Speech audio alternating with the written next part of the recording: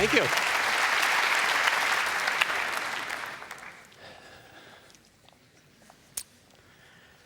There once was a king in India, a Maharaja, and for his birthday, a decree went out that all the chiefs should bring gifts fit for a king. Some brought fine silks, some brought fancy swords, some brought gold. At the end of the line came walking a very wrinkled little old man, walked up from his village many, many days' journey by the sea. And as he walked up, the king's son asked, "What gift do you bring for the king?" And the old man very slowly opened his hand to reveal a very beautiful seashell with swirls of purple and yellow, red and blue. And the king's son said, "That's no gift for the king. What kind of gift is that?" The old man looked up at him slowly and said, "Long walk, part of gift." In a few moments, I'm going to give you a gift that I believe is a gift worth spreading. But before I do, let me take you on my long walk. Like most of you, I started out life as a little kid. How many of you started life as a little kid? Born young? About half of you, okay. And the rest of you, what? You were born full grown? Boy, I want to meet your mama. Talk about impossible.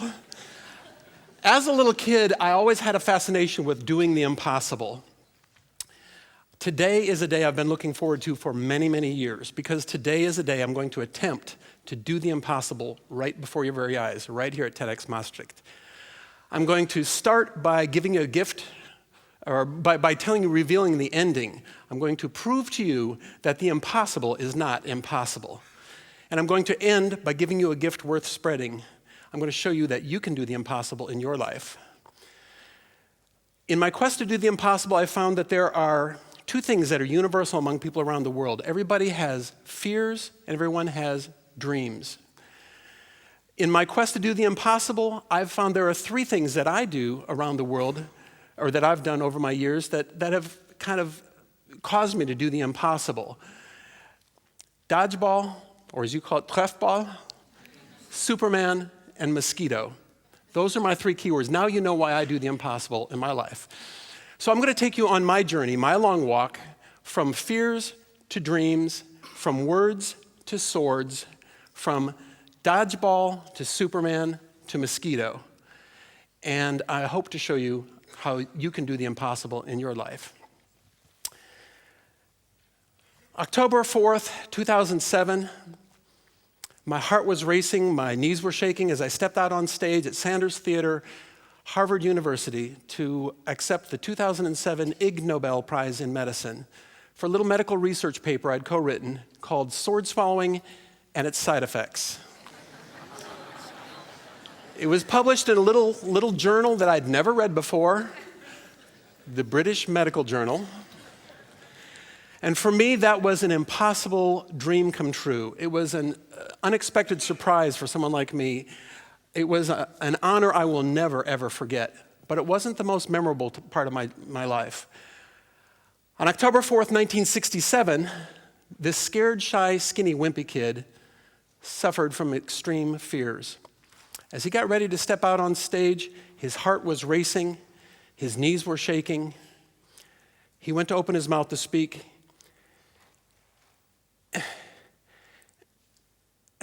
The words just would not come out. He stood trembling in tears.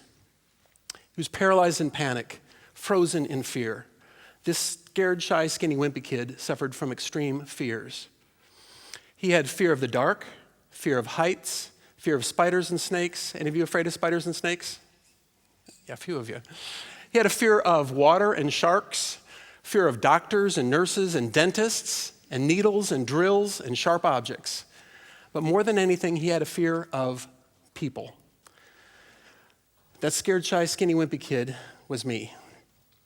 I had a fear of failure and rejection, low self-esteem, inferiority complex, and something we didn't even know you could sign up for back then, social anxiety disorder. Because I had fears, the bullies would tease me and beat me up. They used to laugh and call me names and never let me play in any of their reindeer games. There was one game they used to let me play in, dodgeball. And I was not a good dodger. The bullies would call my name, and I'd look up, and I'd see these red dodgeballs hurtling at my face at supersonic speeds. Bam, bam, bam. I remember many days walking home from school. My face was red and stinging. My ears were red and ringing. My eyes were burning with tears, and their words were burning in my ears. And whoever said, "Sticks and stones can break my bones, but words will never hurt me," it's a lie. Words can cut like a knife. Words can pierce like a sword. Words can make wounds that are so deep they can't be seen. So I had fears, and words were my worst enemy. They still are. But I also had dreams. I would go home and I'd escape to Superman comics, and I'd read Superman comic books, and I dreamed I wanted to be a superhero like Superman. I wanted to fight for truth and justice. I wanted to fight against villains and kryptonite. I wanted to fly around the world doing superhuman feats and saving lives. I also had a fascination with things that were real. I would read Guinness Book of World Records and Ripley's Believe It or Not book. Any of you ever read Guinness Book of World Records, or Ripley's?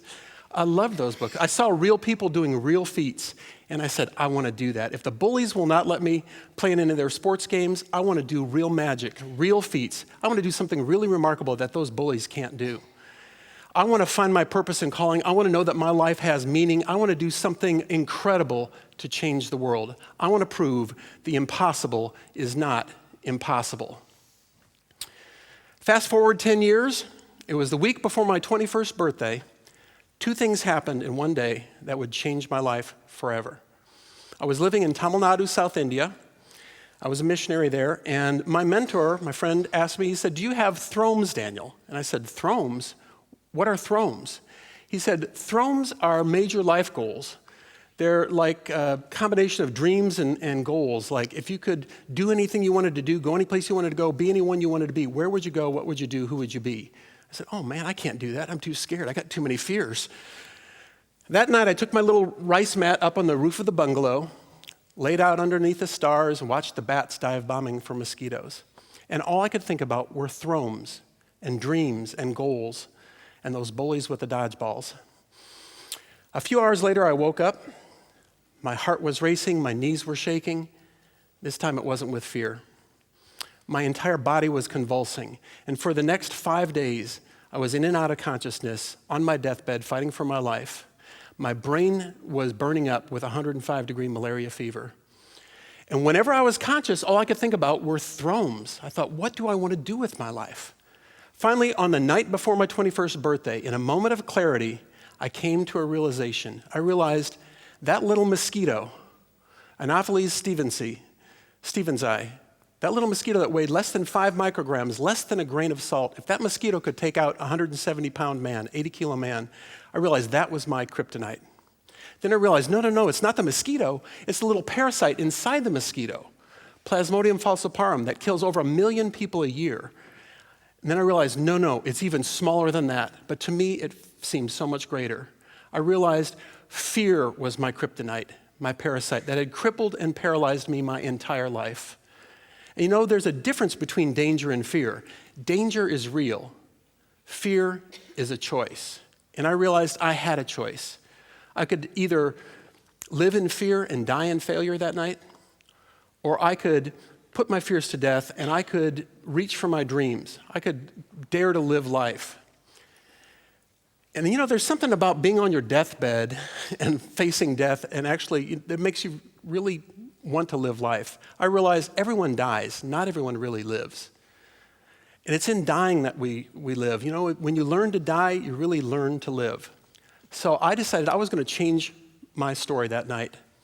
I did not want to die. So I prayed a little prayer. I said, "God, if you'll let me live to my 21st birthday, I will not let fear rule my life any longer.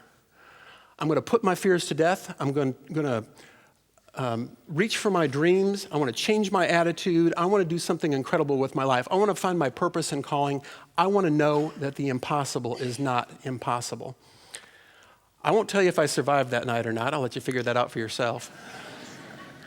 But that night, I made my list of my first 10 thrones. I decided I wanted to visit all the major continents, visit the 7 wonders of the world, learn a bunch of languages, live on a deserted island, live on a ship in the ocean, live with a tribe of Indians in the Amazon, climbed to the top of the highest mountain in Sweden. I wanted to see Mount Everest at sunrise. I wanted to work in the music business in Nashville. I wanted to work with a circus, and I wanted to jump out of an airplane. Over the next 20 years, I accomplished most of those thromes. Every time I would check a throme off my list, I would add 5 or 10 more onto my list, and my list continued to grow. For the next 7 years, I lived on a little island in the Bahamas for about 7 years in a thatch hut. There we go. In a thatch hut, spearing sharks and stingrays to eat, the only one on the island, in a loincloth. And I got to learn to swim with sharks. And from there, I moved to Mexico, and then I moved to the Amazon River Basin in Ecuador, Pujopongo, Ecuador, lived with the tribe there. And little by little, I began to gain confidence just by my thromes. Moved to the music business in Nashville, and then in Sweden, moved to Stockholm, worked in the music business there, where I climbed to the top of Mount Kebnekaise, high above the Arctic Circle. I learned clowning and juggling and stilt walking, unicycle riding, fire eating, glass eating. In 1997, I heard there were less than a dozen sword swallowers left, and I said, I've got to do that. I met a sword swallower, and I asked him for some tips. He said, yeah, I'll give you 2 tips. Number 1, it's extremely dangerous. People have died doing this. Number 2, don't try it. So I added it to my list of thromes. And I practiced 10 to 12 times a day, every day, for 4 years. Now, I calculated those out. 4 times 365 is about 13,000 unsuccessful attempts before I got my first sword down my throat in 2001. During that time, I set a throne to become the world's leading expert in sword swallowing. So I searched for every book, magazine, newspaper article, every medical report. I studied physiology, anatomy. I talked with doctors and nurses, networked all the sword swallowers together into the Sword Swallowers Association International, and conducted a 2-year medical research paper on sword swallowing and its side effects that was published in the British Medical Journal. And thank you.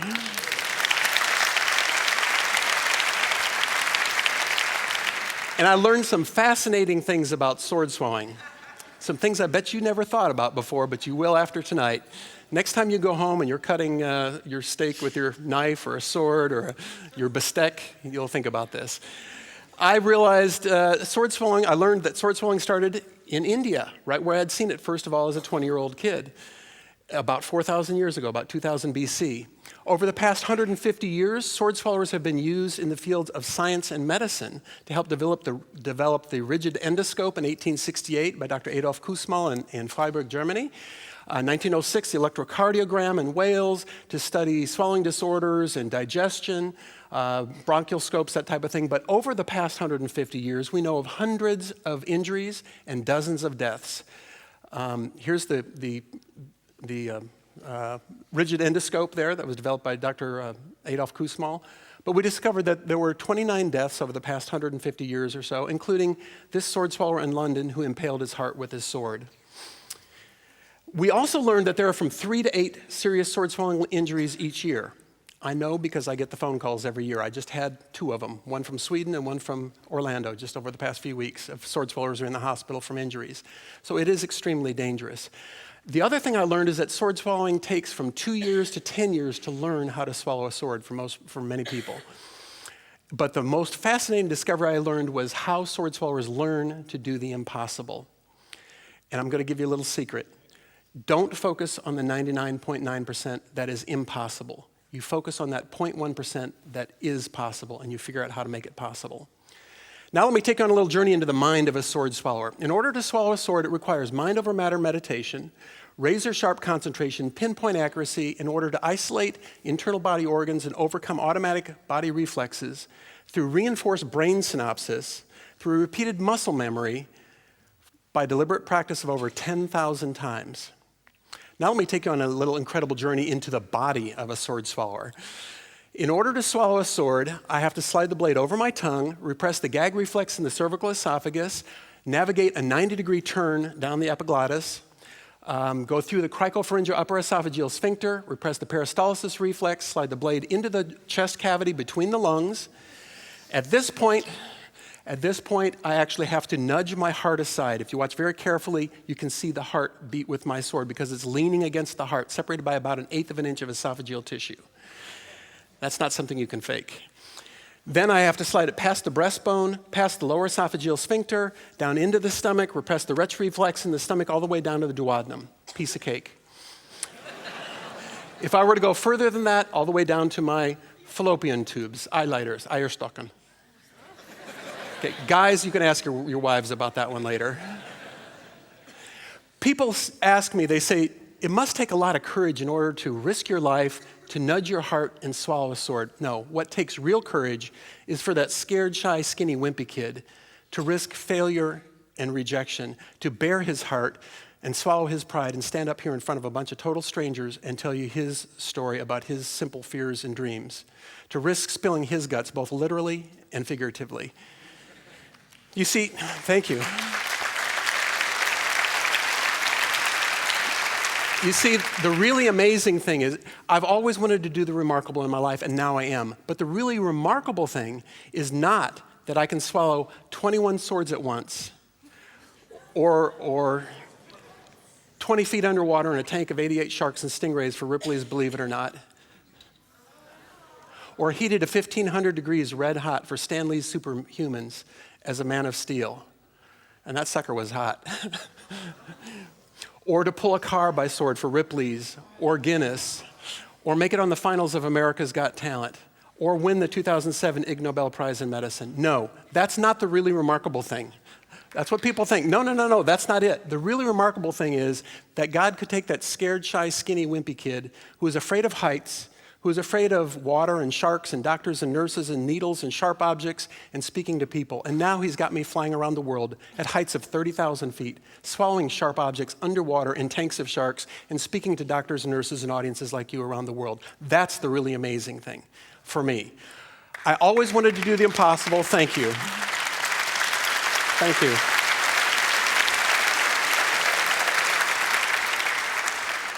I always wanted to do the impossible, and now I am. I wanted to do something remarkable with my life and change the world, and now I am. I always wanted to fly around the world doing superhuman feats and saving lives, and now I am. And you know what? There's still a small part of that little kid's big dream deep inside.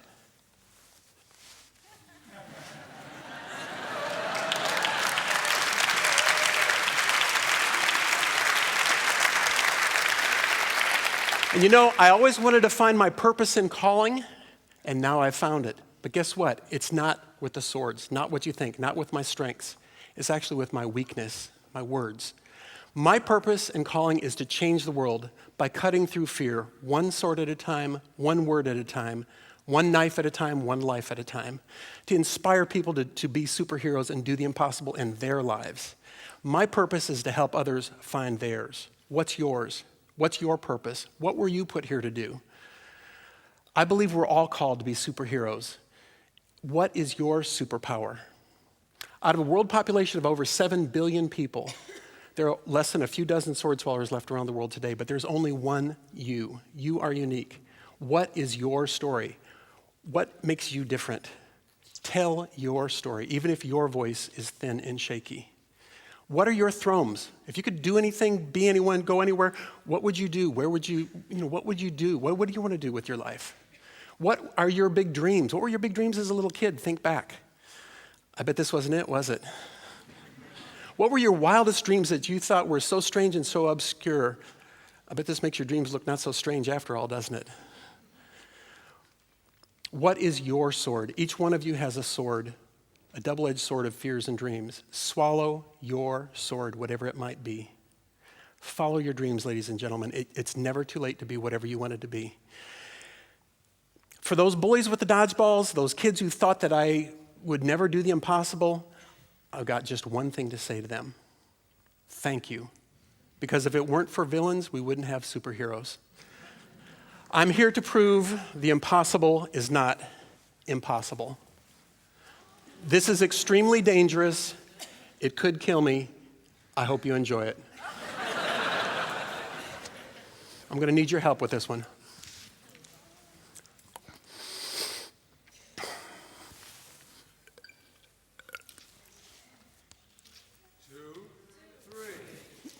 No. I need your help on the counting part, all of you, okay?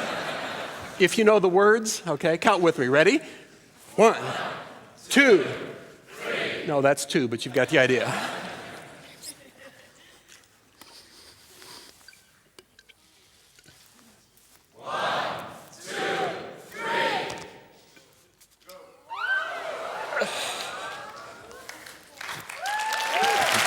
Yeah.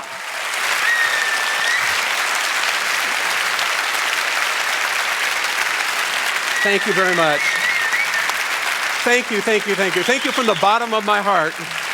Actually, thank you from the bottom of my stomach. I told you I came here to do the impossible, and now I have. But this was not the impossible. I do this every day. The impossible thing was for that scared, shy, skinny, wimpy kid to face his fears, to stand up here on a TED stage, and to change the world one word at a time, one sword at a time, one life at a time. If I've made you think in new ways, if I've made you believe the impossible is not impossible, if I've made you realize that you can do the impossible in your life, then my job is done and yours is just beginning. Never stop dreaming, never stop believing. Thank you for believing in me and thanks for being part of my dream. And here's my gift to you. The impossible is not long walk, part of gift.